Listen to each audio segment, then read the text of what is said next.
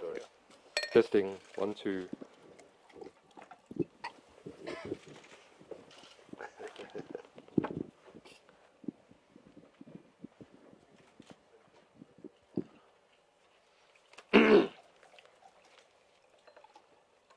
First of all, some thank yous.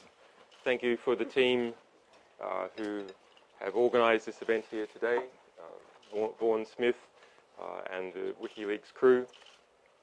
A special thank you to our technical team who has done heroic work on this particular release.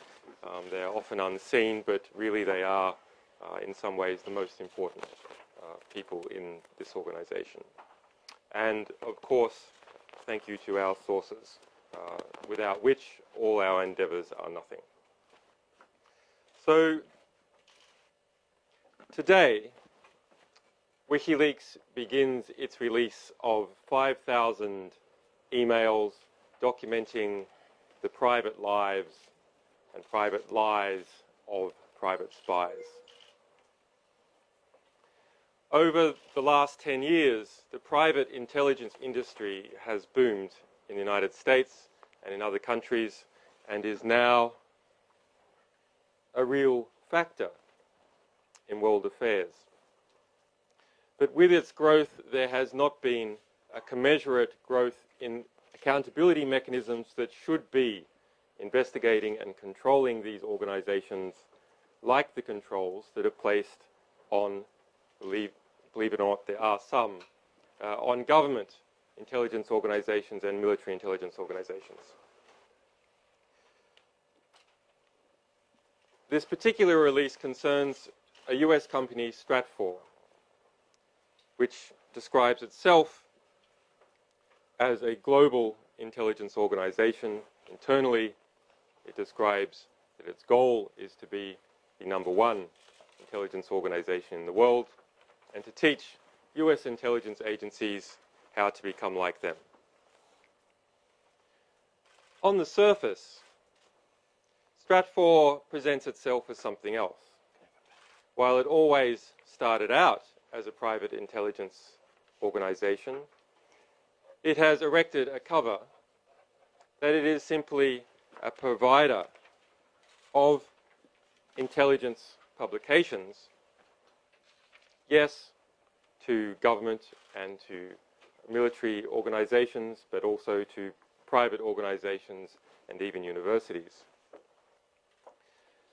But the global intelligence files reveal that its roots as a private intelligence organization are strong and are not being dispensed with in any manner whatsoever.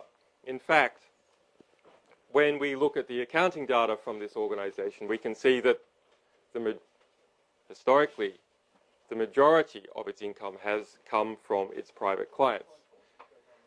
Who are those private clients?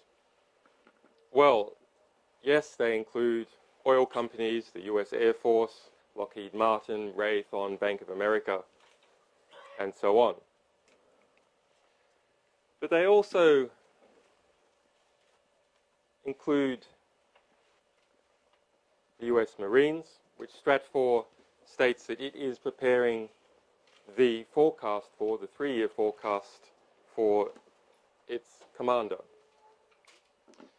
It includes the Dow Chemical Corporation, and Stratfor spies or monitors activists seeking redress over the Bhopal tragedy which killed thousands in India some 25 years ago.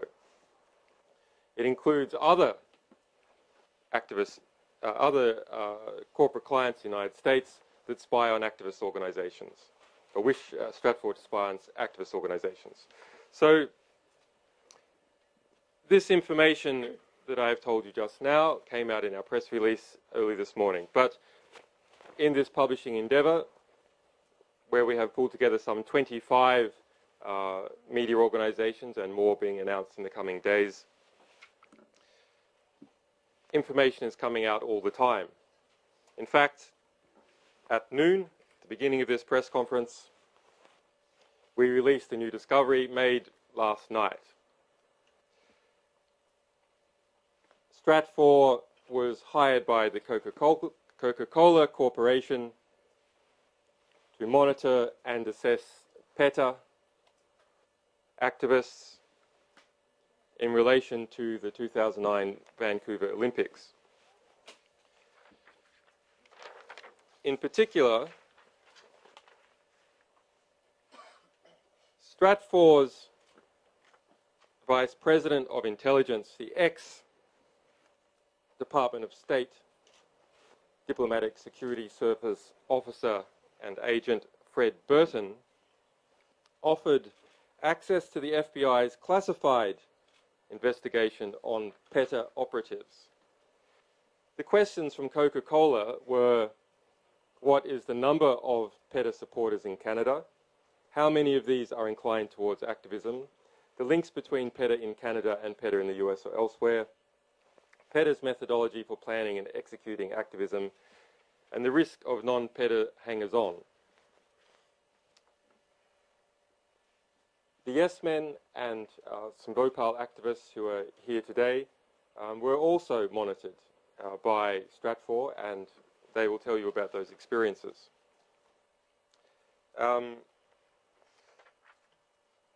Stratfor has engaged in a number of actions and discussions in relation to Wikileaks and to me personally. The detail of that will be coming out over the following days, but there are more than 4,000 emails discussing Wikileaks and our activities. The interconnection between Stratfor and government, Stratfor and the US government, has made that a real issue. This is an organization that does not just collect information. Collecting information through bribes, through insiders.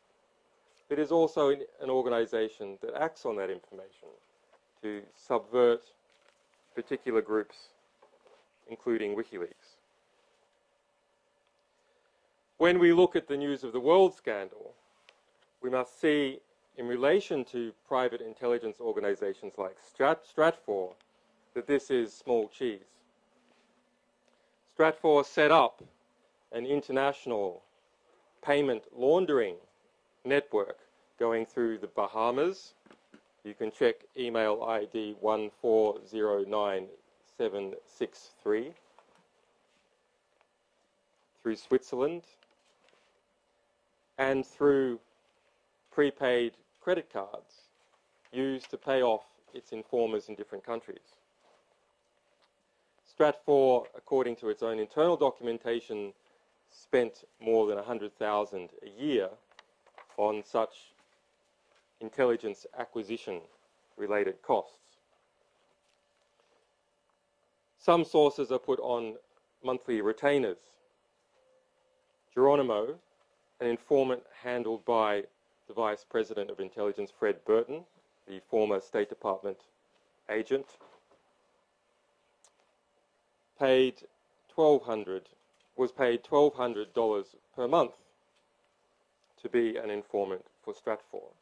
Another example, and these are all released on our on the WikiLeaks website, and more are being released as we speak. A $500 payment on the 15th of December 2011. The accounting number for Stratfor's payment to informants is 52000. The description is cost of sales, intelligence. That particular payoff was handled by Jen Richmond, and the document ID is 1431520.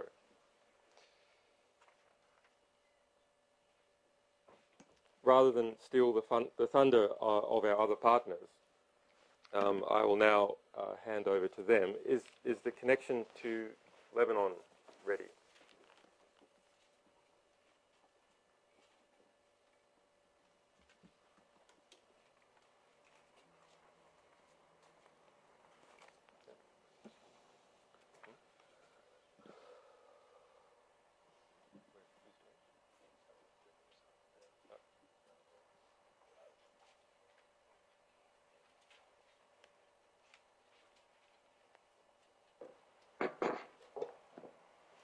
Lebanon, can you hear us? I hear you, yes. Okay, great. Everyone else can hear you as well, so you are free to begin whenever you like. Are you ready for me? First, perhaps we should introduce you. Maybe. I'll introduce myself if you want. Sure. Go ahead. Go ahead. Okay, I'm Jamal Gossem from Al Akhbar newspaper. Of course, here at Al Akhbar, we are based in Beirut, which is a city known to attract a lot of attention from intelligence agencies of all sorts. Just last summer, we had an incident or a well-publicized incident with the CIA, which was forced to shut down its Beirut operation because its agents were exposed. And an event like this normally helps businesses like Stratfor to step in and fill the void. And that's only natural. The problem with that is that a company like Stratfor is out there to make profits. And the nature of business makes it cut corners at some point. And we saw that in some of the emails we read where they actually use Google Translate to read Al Akhbar news articles, and this is a guaranteed way to for good intelligence to be lost in translation. In any case, the exposure to this type of atmosphere and agents that you see and intelligence gathering professionals that you see in Beirut teaches you one thing basically, and it's that it's not all that is propped up to be. It's not the image portrayed in movies of a secret agent. Most intelligence gatherers turn out to be a bit, how should I put it, geeky. It's not, there's anything wrong with geeks, of course, but there's really just some people who majored in Middle Eastern studies and ended up doing a semester abroad in Beirut or Damascus or Cairo, end up working for companies like Stratfor or for agencies like the CIA or others, and they turn out to basically produce information that's a mixture of some good sources that they might get, like Stratfor had with like source code named ME1, or combined with a lot of Google translations, which don't amount to much. And again, I think I didn't do justice to geeks. After all, some of them are on the other side. Some of the geeks at Anonymous, for example, if this is who was behind the hacking incident at Stratfor, they are a bunch of volunteers fighting for truth, transparency, and free flow of information, while the Stratfor professionals get paid to be in the business of making secrets and keeping information a privilege for the few instead of for everyone. And this is, well, in this line, of course, Al Akhbar stands clearly with the free flow of information. And my understanding was always that this is where journalists should always be. Thank you. Thank you, Yamal. I understand that you have Yassan Al-Sadi there who might want to say something too. Second. Oh, it's on a different line. No, you haven't. We're going to call somebody else. Thank you.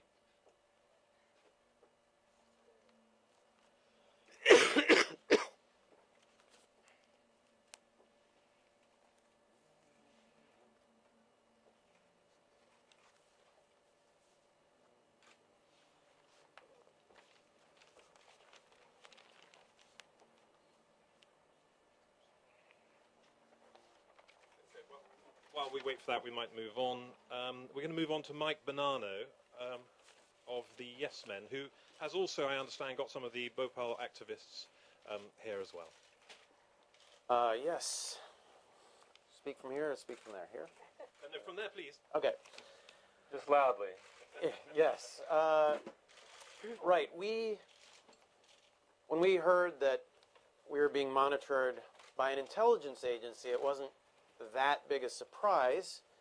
One always sort of suspects that the government might be listening to you, especially in the United States. We grew up in the Cold War. What one doesn't expect is that it's not the government listening to you. It's a network of unaccountable private corporations, and their only set of standards is their bottom line. And there's incredible documents in the emails that we were looking at last night that reveal that they really do stop at nothing if it's profitable. And if one of the more entertaining documents is a glossary of intelligence terms. And in that glossary of intelligence terms, many of the terms are followed by statements on what might or might not be profitable. And they talk about basically cooking the books, improving information, making it sound better to clients, simply so that they can make money. So we're not necessarily talking about good intelligence. We're talking about a lot of intelligence, because more intelligence means more money. That doesn't mean that it's smart. And among the things I consider not smart are spying on victims of the Bhopal catastrophe. Dow Chemical, of course, is concerned. They're concerned about their reputation, rightfully so. They caused the largest industrial accident in history, and they didn't clean up the mess in Bhopal. So now there are two generations of victims. The first generation of victims were the gas victims. The second generation of victims were victims of water contamination from the plant site that they abandoned with all the chemicals still in place. One of those victims is here today. Farah Edwards-Khan is here, and there's 4 activists from the International Campaign for Justice in Bhopal here today. That's why there wasn't room on the stage for them. But I'm going to cede my seat to one of them shortly. And Colin Toogood is also here. He's from the Bhopal Medical Appeal. So he's partially in charge of trying to get the victims aid money for their primary activity, which is called the Sambhavna Trust. It is a hospital for the victims of the gas catastrophe. And then Indra Sinha, who also started the Bhopal Medical Appeal and the International Campaign for Justice in Bhopal. He's a Booker-listed prize-winning author of a book called Animals People, which was about the Bhopal catastrophe. So in short, I think that, the Yes Men, we were targeted because we had impersonated Dow Chemical in the past in order to make a mockery of the way they hadn't cleaned up the mess in Bhopal. And reading the intelligence, it's kind of comic. I mean, sometimes they're really looking at details. They did things like subscribe to our email list. They, monitored where we were going to be. There's a tremendous amount of information about things like what speech we were giving at what college or what university. There's no information on whether there was somebody there to listen to it, but the point was to get Dow some data so that Dow could decide how they wanted to monitor us. In terms of the Bhopal activists, I think there's some really interesting things about the way they're monitoring. Some of it's comic, again, and since we make films that are mainly comedy, these always stick out for me. For example, they monitored in 393642, in case anybody wants to look this up. I don't think you will, but they monitored somebody called UK activist Ian Jarvis. They were reading his blog. UK activist Ian Jarvis posted a new item to his blog reporting on his stay at the Sambhavna Clinic. That's the health clinic I mentioned. The post was solely about the workings of the clinic's environmentally friendly clothes washer. So, I mean, this gives you a sense of the kind of detail that they were reporting to Dow. Even when they considered it not useful information, they still reported it. Now, on the other hand, stuff that was a little bit more useful gets more interesting. Rachna Dhingra, who is an activist in Bhopal, emailed the ICJB, that's the International Campaign for Justice in Bhopal's distribution list, with an item that has nothing to do with the Bhopal issue. She passed along a post from a left-wing U.S. blog discussing a U.S. Chamber of Commerce letter to Cass Sunstein, administrator of the Office of Information and Regulatory Affairs, telling him to block the regulation of extremely dangerous chemicals in consumer plastics, i.e. phthalates and the BPA. Dow is mentioned at the end of the post, along with P&G, as having contributed millions to the Chamber's war chest in recent years. Now, the reason that I find this one interesting is that this points out what they're interested in, and this is the relationship between governments, between these corporations, and between regulatory agencies. They obviously want to have an effect. They want to allow things like phthalates to keep being distributed unregulated in the U.S. And so I think that there are some revealing details.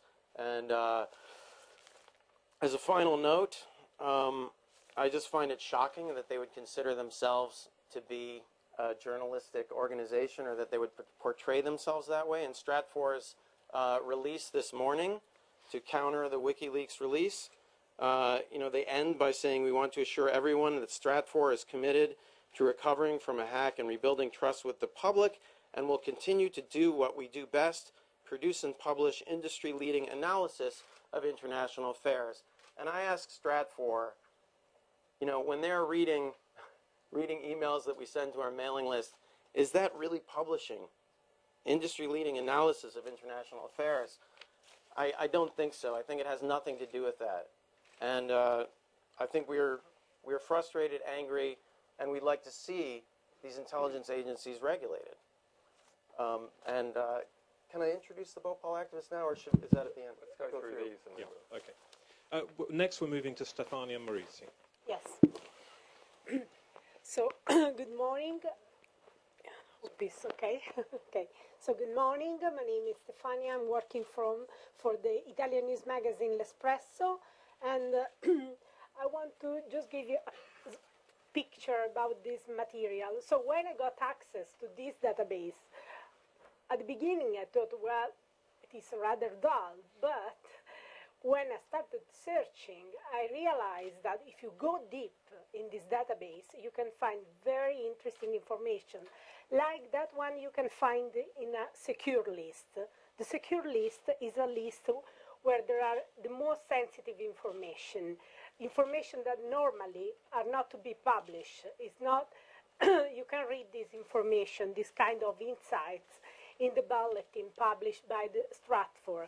It is just internal information. In some of these emails in the secure list, you can understand that Stratfor got access to material about the seized in the Osama bin Laden safe house. You can understand that they have top-level sources in the FBI mentioning information, telling them information about Julian, about his case. You can realize that these people have information about a drone attack 5 months before the actual attack on a terrorist. And I want to, some of the story are like a thriller, like, for example, when there is an email in the secure list mentioning the case of a former federal judge, Sam Kent. Sam Kent is the first federal judge found guilty of serious crime in the U.S. And this judge tells the story, linking his story to the fact that he ruled a heavy case against Halliburton. This information is not for publication, is in the secure list, and this list is indeed very sensitive. And this list makes you realize that Stratfor is not only a media organization like they are trying to frame themselves. I mean, we don't have clients. In this list, they put all the information for clients, or sensitive information for clients. We are a media organization. We have readers. We have not clients. We don't gather material about monitoring movements like Yes Men, like movements.org, which is another organization monitored. We don't have clients. We have just readers.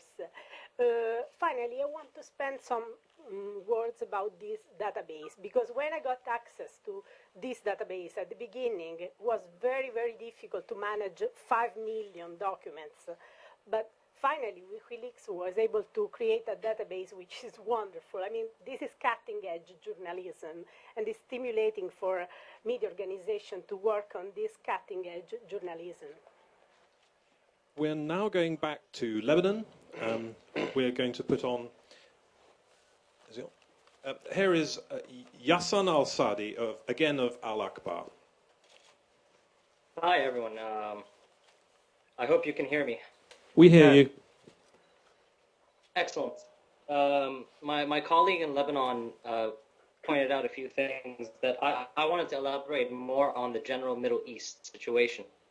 And what we saw from our preliminary readings of the emails from Wikileaks was an institution that completely seems disconnected from the realities, the political, social, and economic realities of the regions they cover. Now, for us specifically, we were looking at the Middle East because we are a Middle Eastern newspaper. And some of the examples that come to mind are, well, there is an inherent racism within Stratfor. Off-the-cuff remarks that seem to discount Arab statements for whatever reason. There was one example where they were discussing a Palestinian news editor for Ma'an News, and he was considered a nut for implying that the only way to liberate Jerusalem was through a military honor. In comparison, when they were talking with an Israeli source, despite the Israeli source's racism towards Arabs, his aggressive demeanor and all that, his information was considered valuable. And I think that example is symbolic of the way Stratfor values certain types of information that reinforces the narrative and ideology that they portray and push forward. Other examples, I think Jamal kind of pointed out, they lack Arabic speakers, they lack actual Arab experts, so they over-rely on sources, specifically ME1. And their over-reliance is it's hilarious because it's very it's dependent. It's a dependency kind of relationship where whatever ME1 says goes. So in one email there was a whole discussion about the sect of two generals in Syria that are close to the Syrian regime. Now these two generals are Sunni, but ME1 told Stratfor that they were Alawis. And when one analyst pointed out that the OS, which is open source, publicly available information, shows that these two individuals are Sunni, the handler for ME1 was quick to defend ME1 completely and believe his statements no matter what.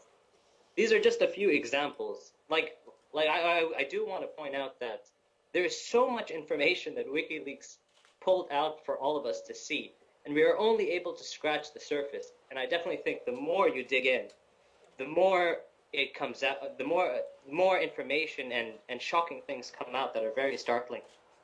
Other things to keep in mind in terms of what Stratfor is doing for the Middle East is their overemphasis on jihadist militancy.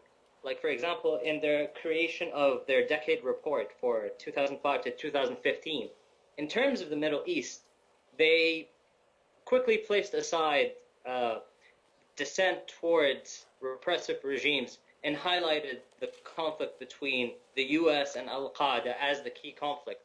When, if anyone knows anything about the region in West Asia, North Africa, Al-Qaeda is nothing. They don't have as much support and they don't have that much power or influence as a lot of organizations like Stratfor try to emphasize for whatever reasons they do. And this leads to the other problem. When media agencies, mainly in the West, and intelligence agencies and government agencies rely on these institutions for information, it reinforces the problems that we have been seeing because they believe this flawed information, creating policy that is equally destructive, and it creates a cycle over and over again. So, yeah, this is what we've gathered so far, and I'm sure the more we dig in, the more exciting things are revealed. It's an exciting time to be in journalism, that's for sure. That's for sure. Yes, thank you very much. Can you stay on the line there because I'm sure there'll be some questions for you. We're now going to You there? Yes, thank you. We're now moving to Carlos Enrique Bayo of Publico in Spain. Hello, good morning. Well, really, it's been exciting. I'm Carlos Enrique Bayo of Publico Spain. It's been exciting to work with these materials because although it's very difficult to dig in, as he has just said, we have been struck by the fact that most of the money that came into Stratfor was from public sources, because most of the customers are government offices, agencies, ministries, the military, etc. So it's public money. What Stratfor receives from many subscriptions for its services and analysis. Public money from many countries, and especially European nations that funds and gives huge profits to a private company that acts as a shadow CIA and basically protects US and US companies' interests around the world. Public money used for the benefit of American individuals using dirty tricks in espionage, and that is not journalism, used without the knowledge of the citizens and, well, the taxpayers of these countries. Moreover, many of those institutional customers became, in fact, assets of Stratfor, giving the company's analysts confidential, reserved, privileged information on the governments or agencies or institutions' interests and activities. Their feedback to Stratfor's analysts give them the insiders' materials and information later this same company uses and sells to other clients, as they call them. So our public institutions are not only financing the shadow CIA, but also giving for free the very source of the wealth. Finally, the way they work, it's very revealing that they are not a media company, they are not journalists. The field agent's instructions given by the founder and owner of Stratfor, Mr. Friedman, stress that those spies have to use any means, including sexual relations, to, as he says, take control of the sources. He means informants, of course, not sources. So the undercover agents are using psychological methods to take control of the people who are informants. It's hardly a coincidence, I believe, that the only means the US has found to extradite Mr. Assange out of Britain is an accusation of improper sexual relations. And that kind of instructions given by someone with close links to the American Secret Services must indeed be standard operation material for American spies all over the world, we guess.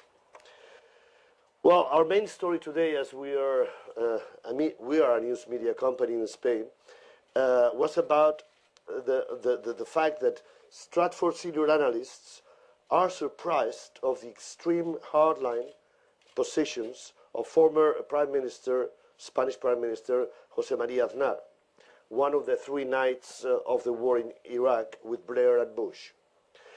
In matters of counter-terrorism, they found him even more hardcore, quote unquote, that was the word they used, than the Israelis, which they thought very hardline, of course.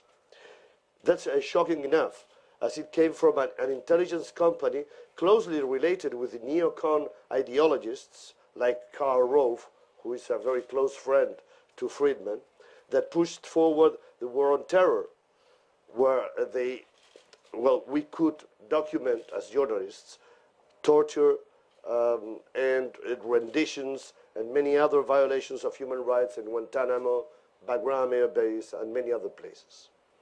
So we have the knowledge that this is not a media company.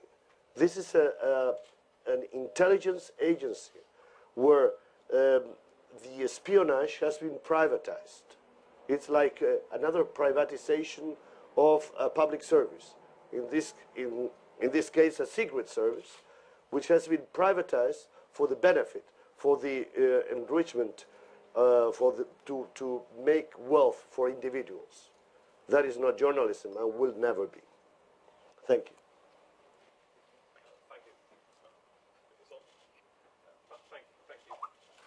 Thank you, Carlos.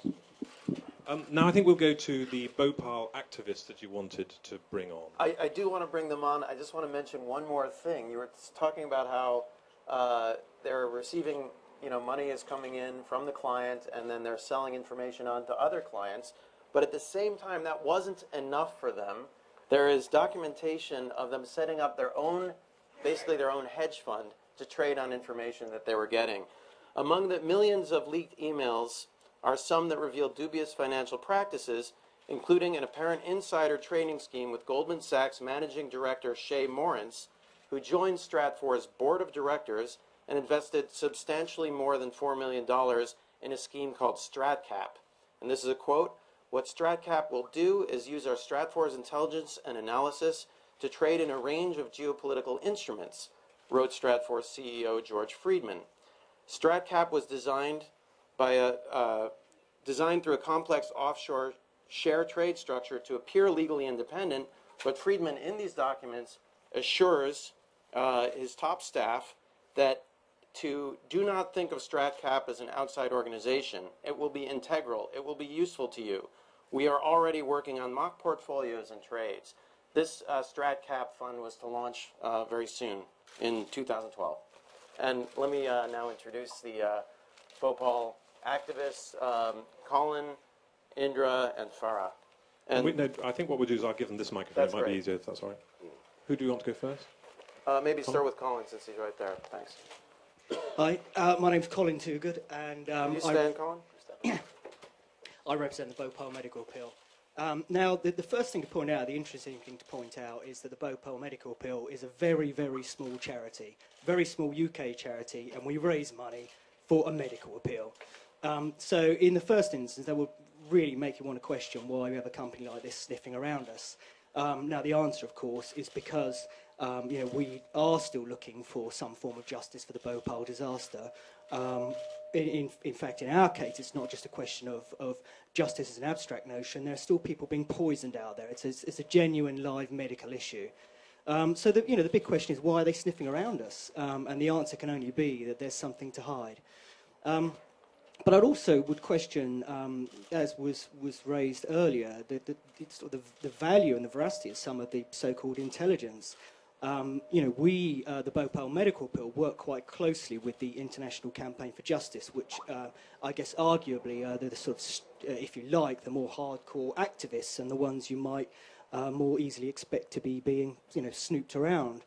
But yeah, the intelligence we share is facts. It's not just some, it's facts around the case. It's things which can, we're extremely thorough with our research. The things that we can stand up and speak in a court of law.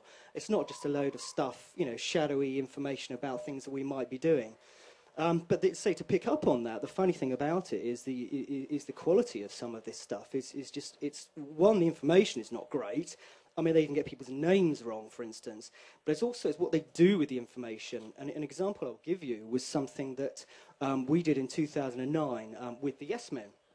It was a stunt to produce a bottle of fake mineral water product called Bhopal, but it's spelled B''O''Pal. And we decided that we would challenge the boss of Dow UK to drink some actual Bhopal, toxic Bhopal water in this fake bottle. Seemed like a great idea. And we worked on a kind of pretty much a sort of an escape from colditz level of security up until the day before we were going out to Staines to present this bottle. And when we got there, we found that they'd shut the entire organisation for the day. Now, one, that tells you, as we suspected anyway, they'd been snooping around us and they knew what we were up to. But the second, as I say, it makes you question how smart they are.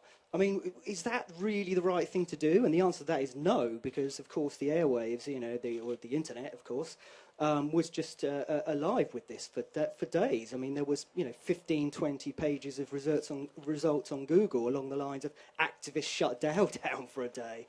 So just to conclude, I think it's extremely, it's depressing that a company like this is sniffing around us.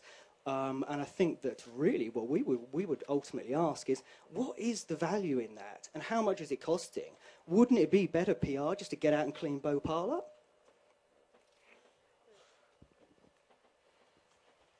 Thank you very much. It'd be good to have Farah speak or India. Hello, my name is Farah Edwards Khan, and I am from Bhopal. And I was there when the accident happened in 1984. I was 10 years old. And I saw the horror that happened then, and I see the horror that happens now. And I am not surprised at what is happening. I know that Dow is dirty, because this is what they've done to the children of Bhopal. They are a dirty company, and they've messed up Bhopal. They've messed up around the factory. They have made a huge and terrible mess which they don't want to clean up. I am really angry with them, and I'm really grateful to Wikileaks that they have brought this out into the open. Now what, Dow? Now what? And this is Indra Sinha. Do you have something you want to add? Hello, yeah, my name's Indra. Could you stand, please? Sorry. I've been involved with the Bhopali since 1993 or 94, helping to raise money, along with Colin and others, for the Bhopal Medical Appeal, which run the clinics in Bhopal, and also involved with the campaign.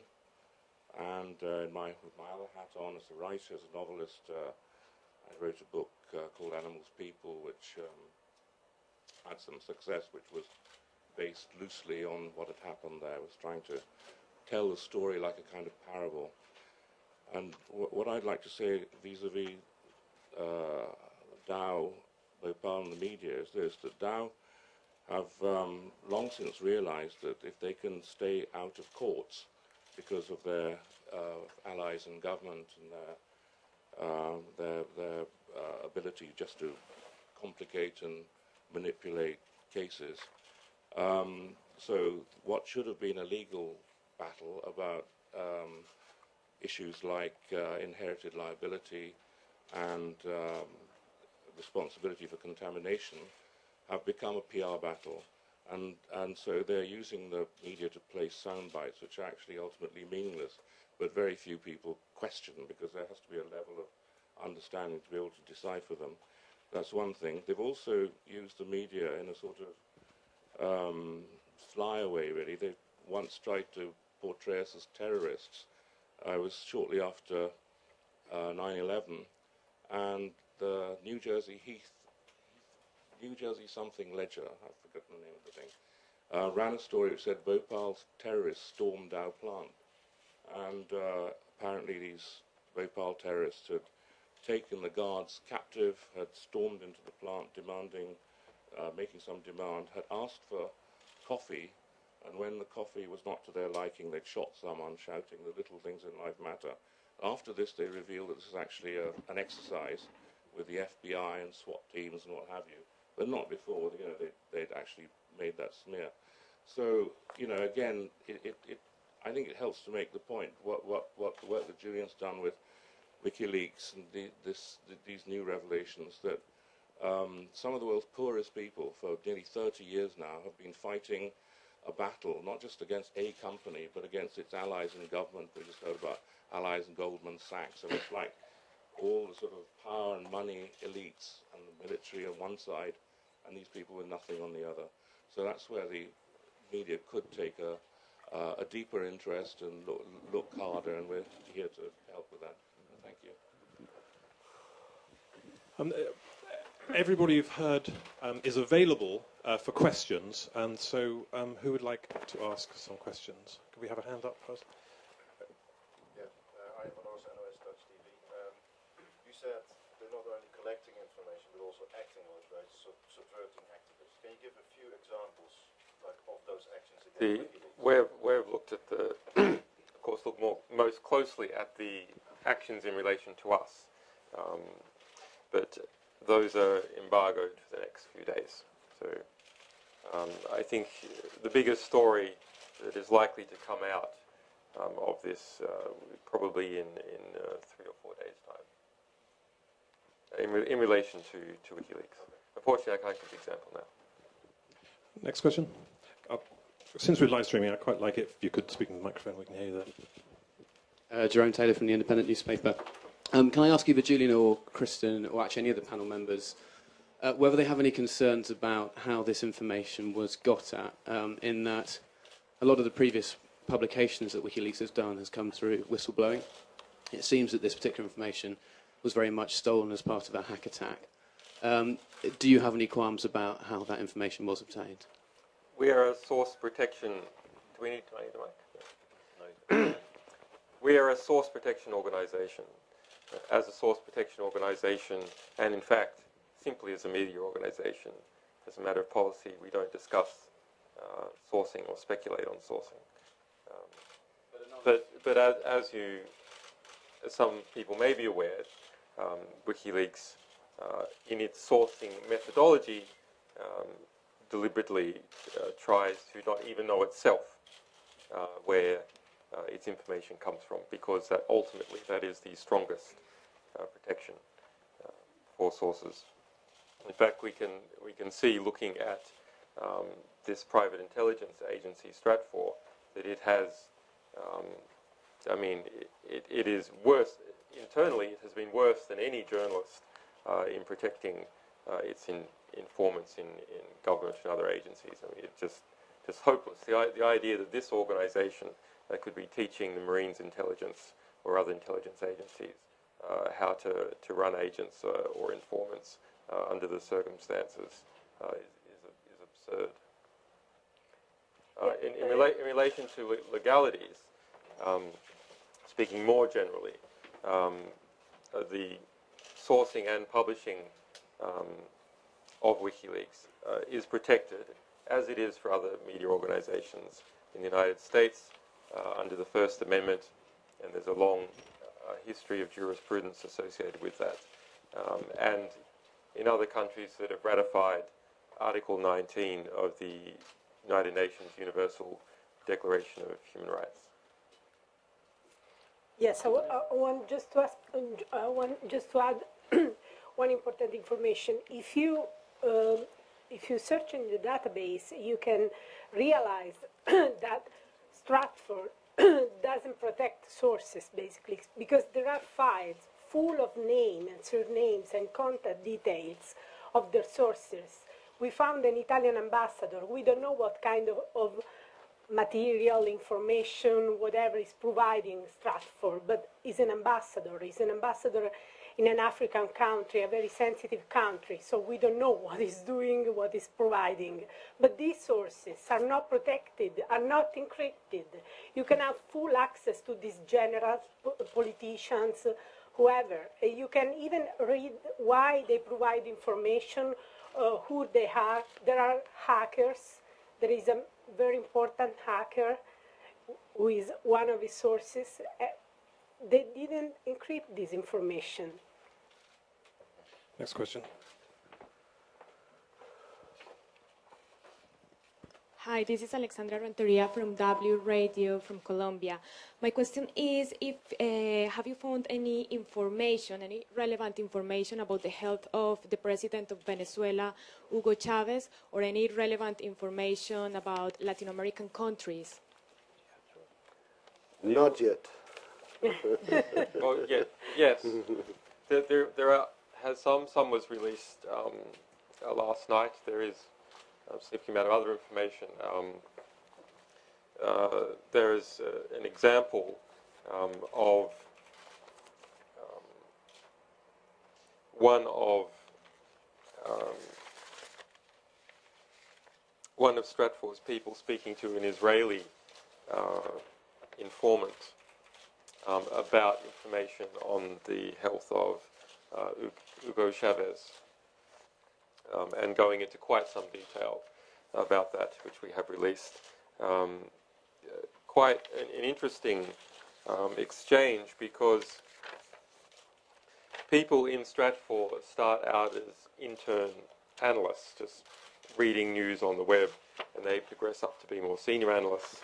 And then it appears that they sort of tapped on the shoulder to be taken into the darker intelligence collecting activity. For example, the CEO, George Friedman, on the 6th of December, emailed the Stratfor analyst with information on Hugo Chavez obtained from Israel, or an Israeli source, stating, if this is a source you suspect may have value, you have to take control of him. Control means financial, sexual, or psychological control. This is difficult when you are known to be affiliated with an intelligence organization. The decision on approach should not come from you, but from your handler. This is because you're too close to the source and your judgment is, by definition, impaired. And then saying, now you are ready to come and we will go to the next level. So this, elsewhere in the glossary, they speak about how that there is two organizations within Stratfor. And there's some sort of internal recruiting process that occurs. In relation to Latin America more generally, there's quite a bit of stuff. This is just something that we stumbled over. Hi there, Rory McKinnon for the Morning Star. This is a question for the whole panel. Wikileaks is obviously, its previous releases have been attacked by various countries on grounds that it's supposedly putting at risk national security. What do you think this actual release, this latest release, actually says about those countries' attitudes to national security? I do believe that national security is much more threatened if our diplomats and militaries and secret agents rely on Stratfor, because even Friedman recognizes that the problem with the sources of our analysts is that have a very low qualification. That means that we don't really evaluate with clarity the situation. That's one of the sentences he uses to admit that their information is low quality. If our governments, our secret services, our diplomats are relying on that information, that really is a threat to our national security.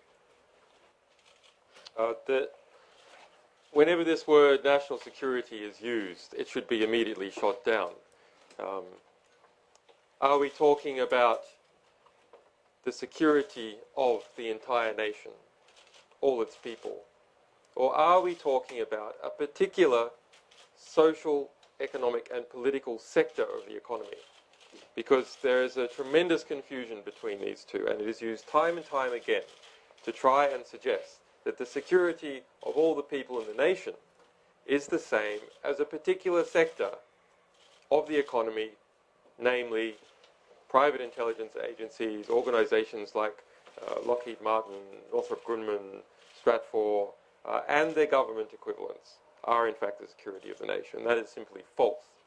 In the previous material that Wikileaks has released, despite all these hysterical outpourings, attempting to deflect from the severe exposure of the killings of hundreds of thousands, literally hundreds of thousands of people we have exposed the deaths of by the US military and other organizations, to instead talk about some speculative, hypothetical risks that have proven over the last 2 years to be completely false, completely, utterly false.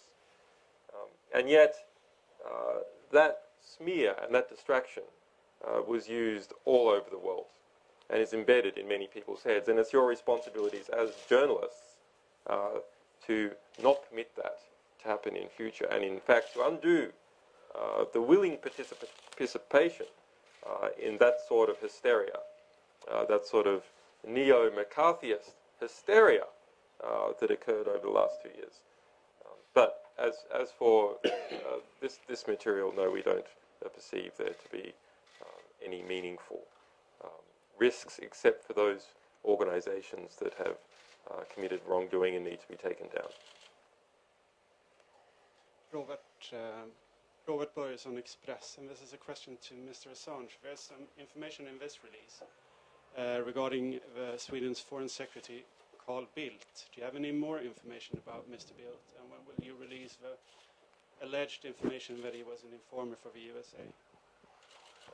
Well, you were from the Expression newspaper, which fabricated an entire story, made it front page, and 4 additional pages last week. And as a result, the Foreign Minister of Sweden has been on some defensive rampage against this organization. Completely absurd. Sweden, in relation to Carl Bildt, is acting like a political kindergarten. It is totally absurd. As a result, we simply do not answer questions to your organization. As you know, your organization works hand in hand with the moderate party. It is owned by the Bonniers. Come on.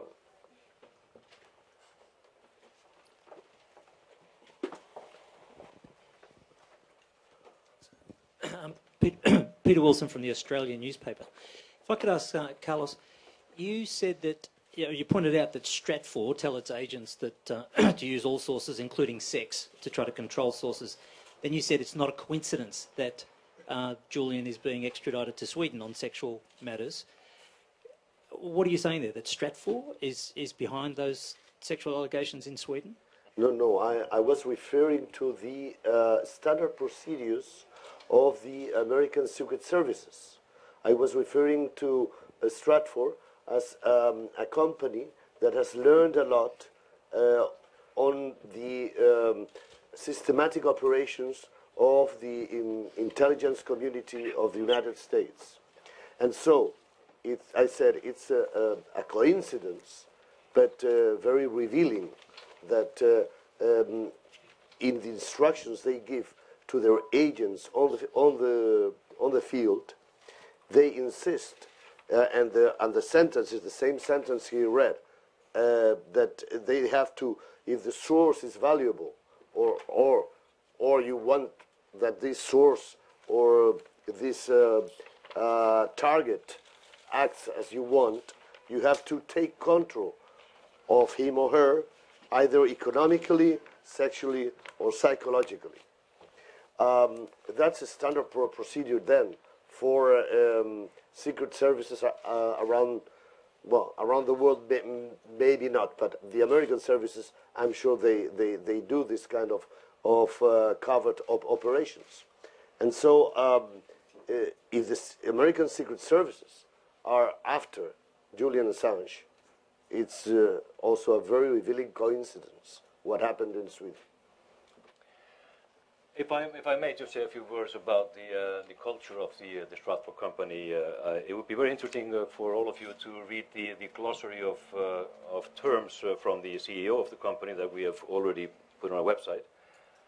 It is a good reflection on what the company culture is, if you could say that, and because they maintain that they are a media outlet.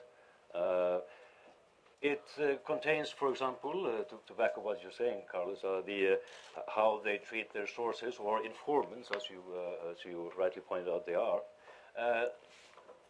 For example, I think it's a very, very useful thing to rattle them up, and here it is, a reference to the usefulness of finding material on the informants, photographs that the informant's wife would not want to see.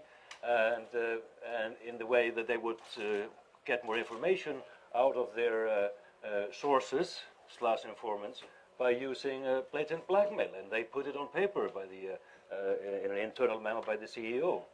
And if that's a standard practice by a media organization, we are in trouble, I think.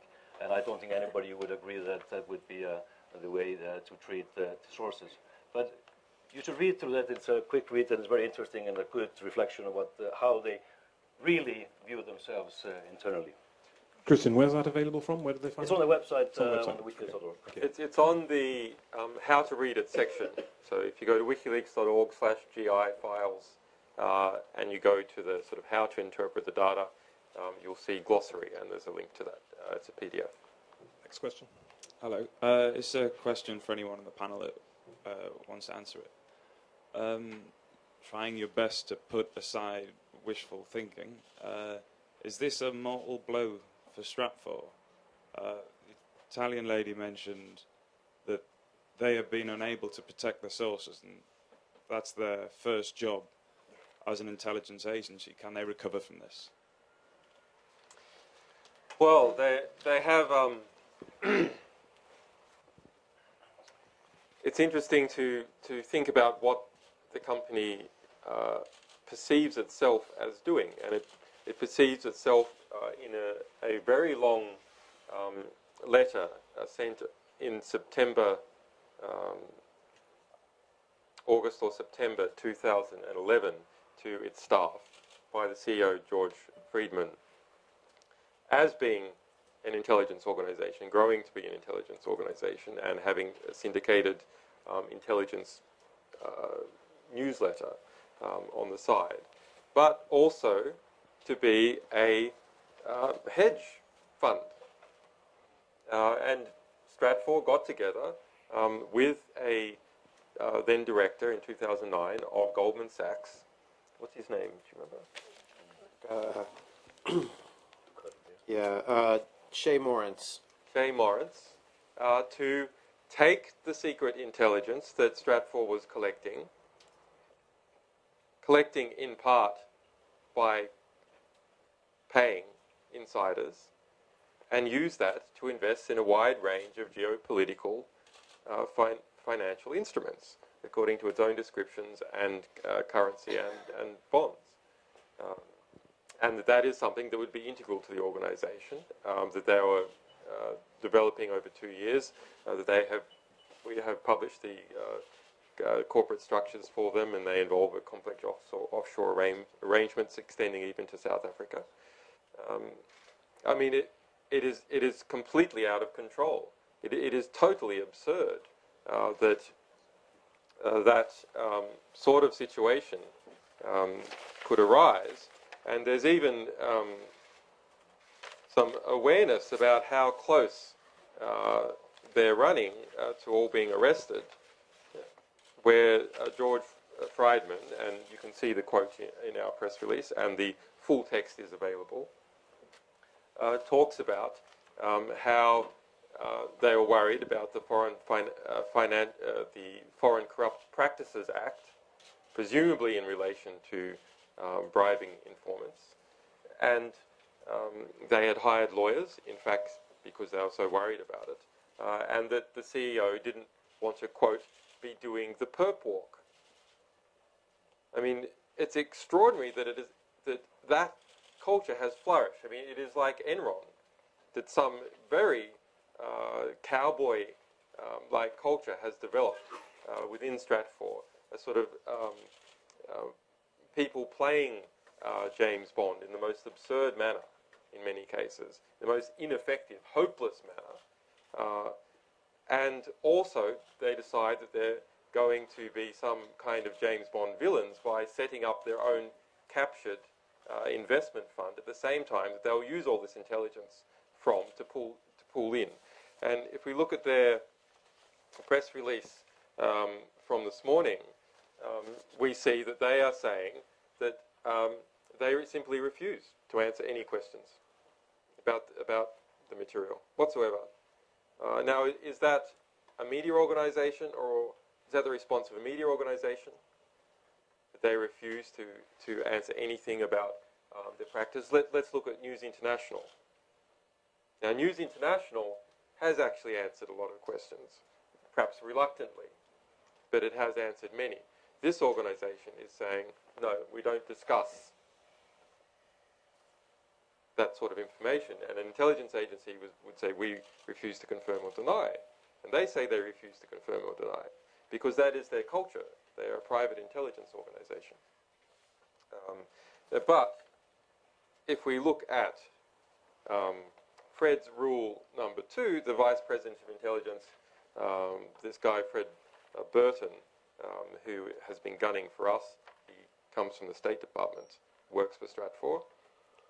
Fred's rule number 2, admit nothing, deny everything, and make counter-accusations. What did you see in the press release today? That email is 2539287, released today. Is that in your press release? That one is not in the press release. We found that this morning. Thought it might be handy for this event. I'd like to just add one more thing to that answer, and that it's regardless of whether Stratfor is done after this, regardless of whether they have to fold as a company, what should be targeted, and what I hope the journalists will be looking into more, is the revolving door between these businesses and government. What the end that should be seen or foreseen by this, hopefully, is that relationship, the problems that we have with privatizing the intelligence industry, which has resulted in this unintelligent result.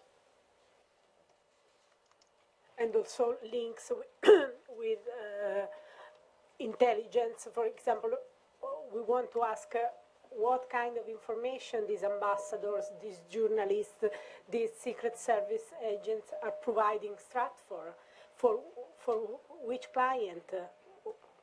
We don't know. Maybe they provide basic open source information. Maybe we don't know, basically. Well, there's a question: who's next? You know, Stratfor, in this internal cowboy culture, this hopeless sort of informant protecting arrangements and their payment laundering system through the Bahamas has now been exposed. But there are others that are lower profile, but in fact financially larger in size, like the Kroll Group. So what's happening there? I presume the same basic methods are done under the surface, but perhaps with a little bit more care, so they haven't been exposed. But we shouldn't stop at Stratfor. You know, these sorts of organizations, because of their secrecy, corruption flourishes within them. But the other thing, and in fact it's the one thing that has really saved the world, is that incompetence also flourishes in the dark. So we can see that this sort of opportunistic incompetence within Stratfor, from email number 10611018, which we released today at midday. Random business idea, network security. I was reading a solid Forbes article on Assange, and said that a large number of deep-pocket corporations were looking into leak-focused network security after these Wikileaks episodes.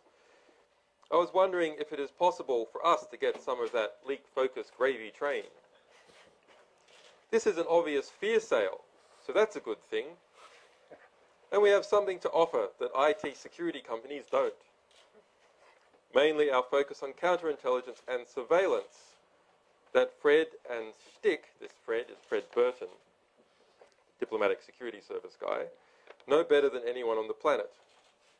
We did a lot of good work with all the personal executive security analysis, in fact, I'm not so sure that leaking is an IT problem that requires an IT solution.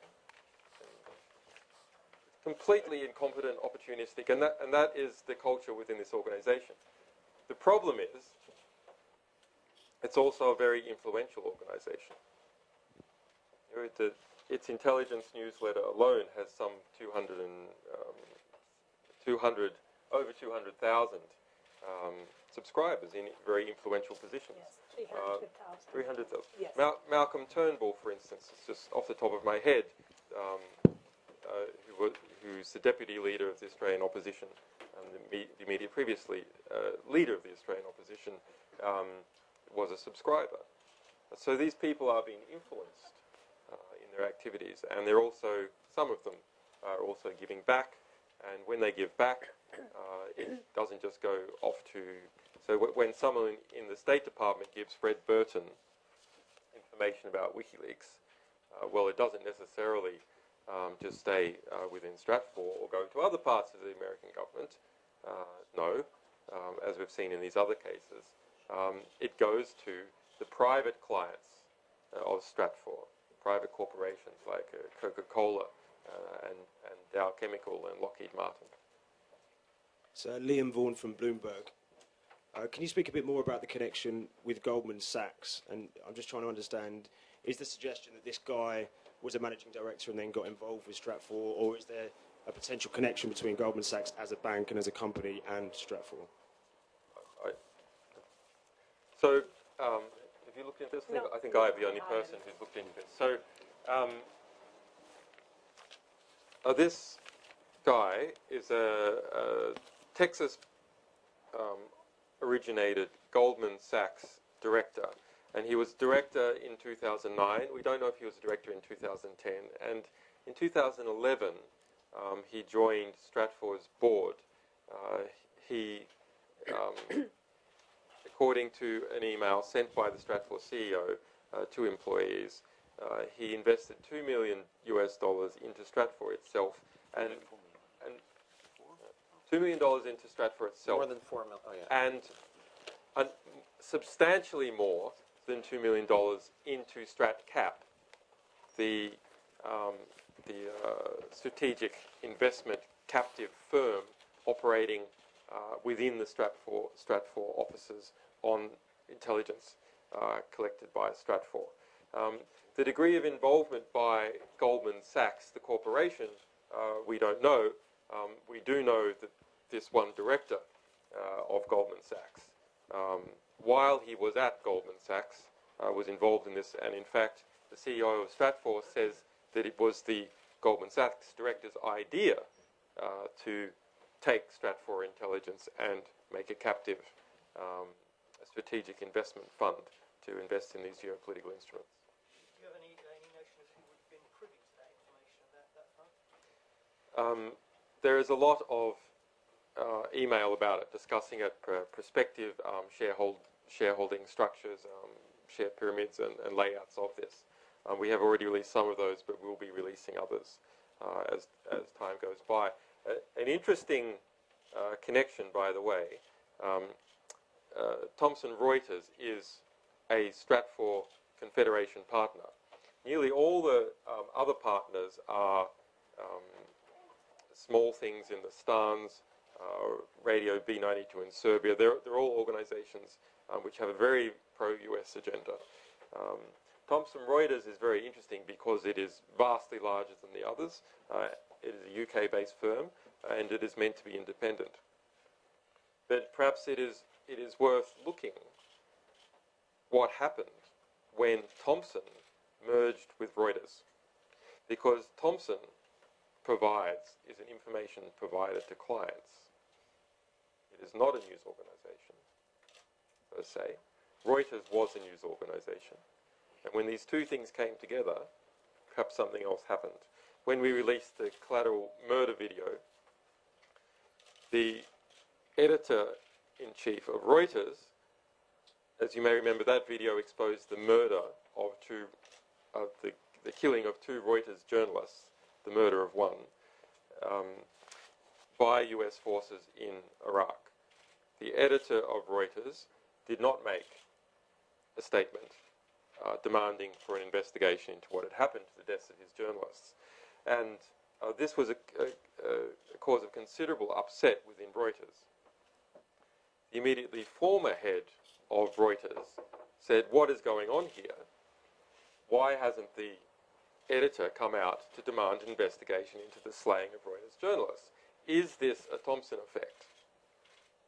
So that's a question. Has Reuters been contaminated by its merger with Thomson in the same way that Stratfor is contaminated? It seems that Stratfor was contaminated from birth because there was no merger.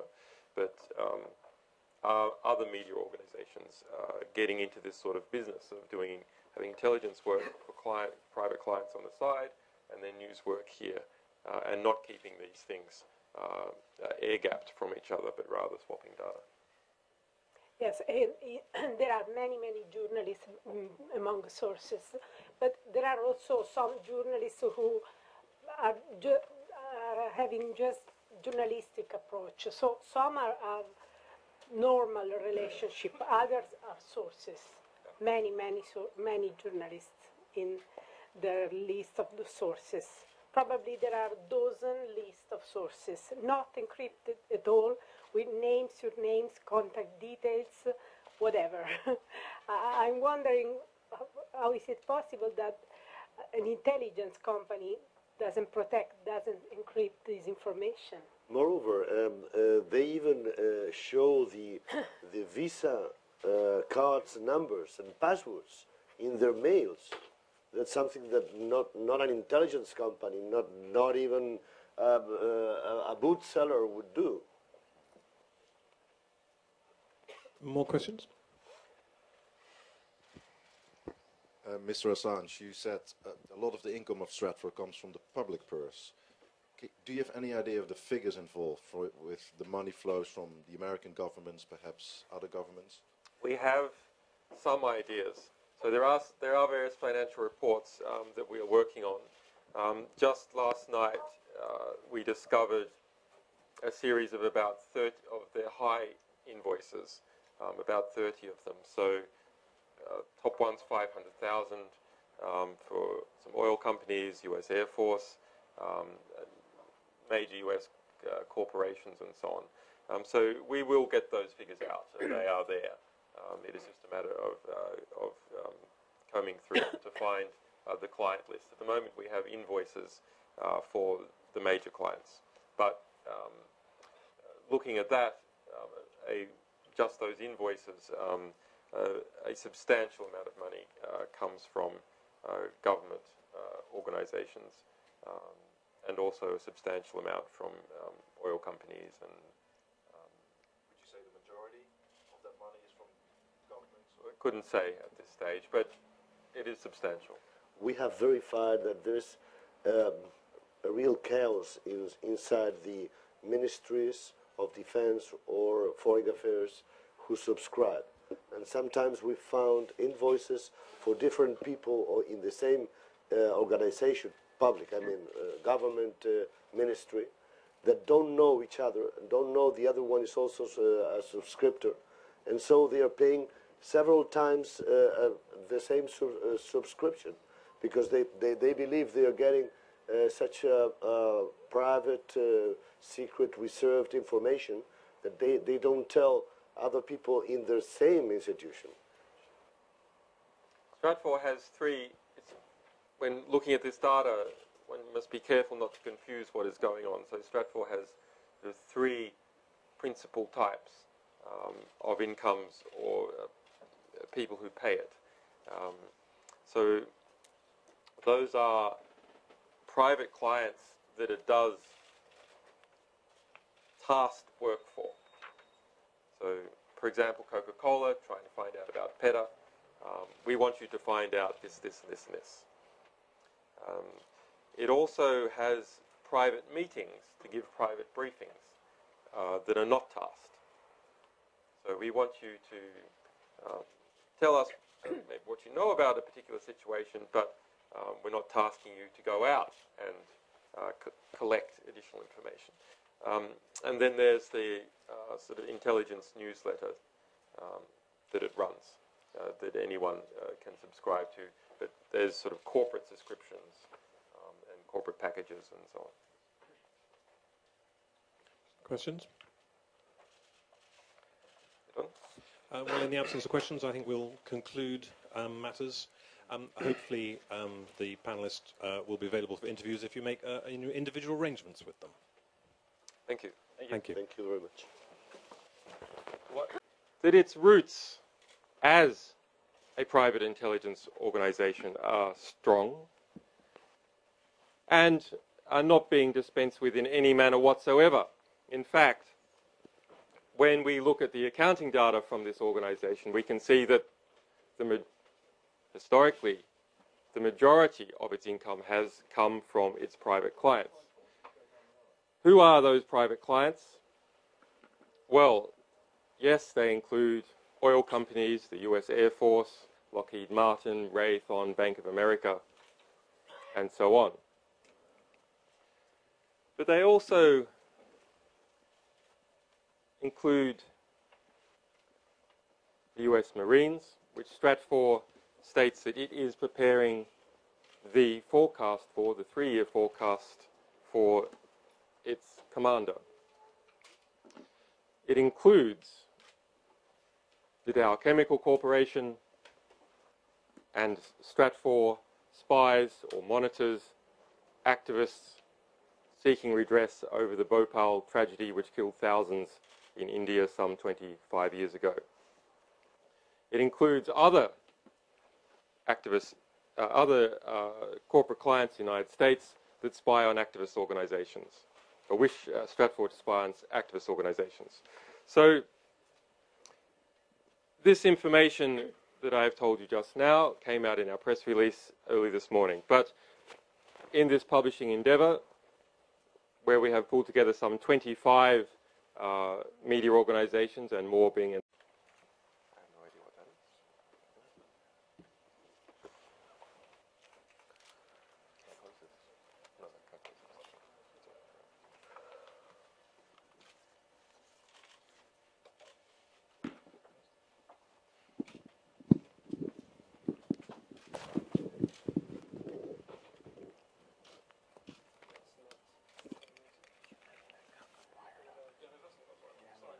Oh, of course. You don't do it. Sorry. Testing, 1, 2.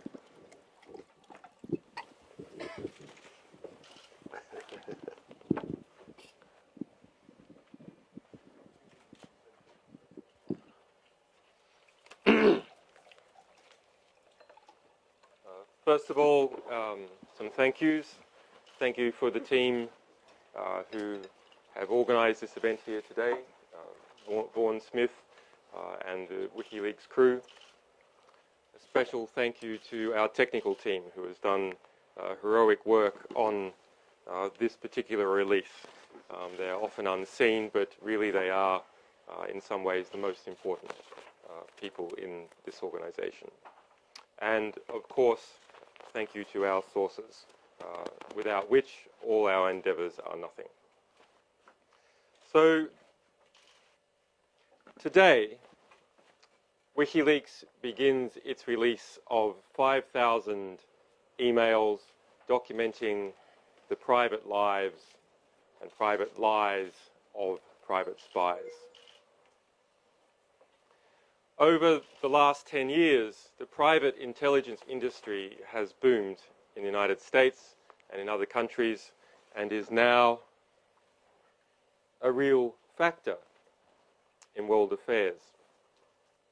But with its growth, there has not been a commensurate growth in accountability mechanisms that should be investigating and controlling these organizations, like the controls that are placed on, believe it or not, there are some, on government intelligence organizations and military intelligence organizations. This particular release concerns a US company, Stratfor, which describes itself as a global intelligence organization.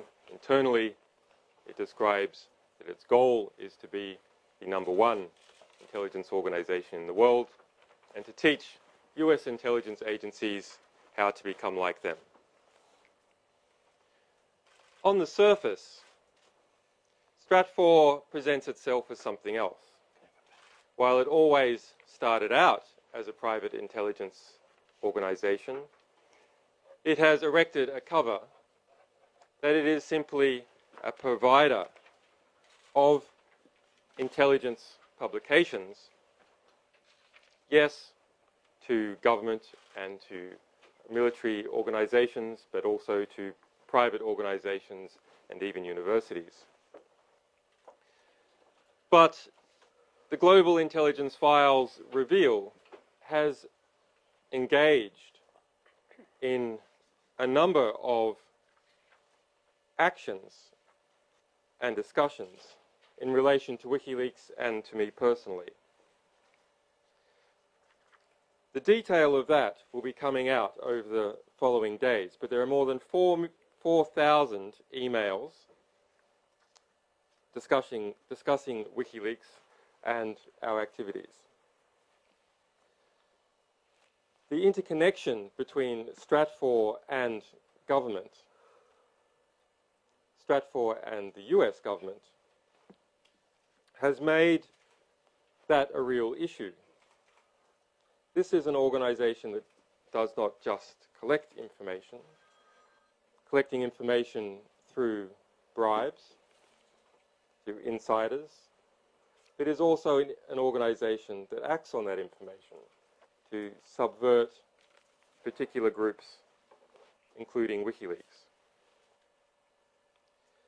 When we look at the News of the World scandal, we must see, in relation to private intelligence organizations like Stratfor, that this is small cheese. Stratfor set up an international payment laundering network going through the Bahamas. You can check email ID 1409763, through Switzerland, and through prepaid credit cards used to pay off, announced in the coming days. Information is coming out all the time. In fact, at noon, at the beginning of this press conference, we released a new discovery made last night. Stratfor was hired by the Coca-Cola Corporation to monitor and assess PETA activists in relation to the 2009 Vancouver Olympics. In particular, Stratfor's Vice President of Intelligence, the ex-Department of State Diplomatic Security Service officer and agent Fred Burton, offered access to the FBI's classified investigation on PETA operatives. The questions from Coca-Cola were, what is the number of PETA supporters in Canada? How many of these are inclined towards activism? The links between PETA in Canada and PETA in the US or elsewhere. PETA's methodology for planning and executing activism, and the risk of non-PETA hangers-on. The Yes Men and some Bhopal activists who are here today were also monitored by Stratfor, and they will tell you about those experiences.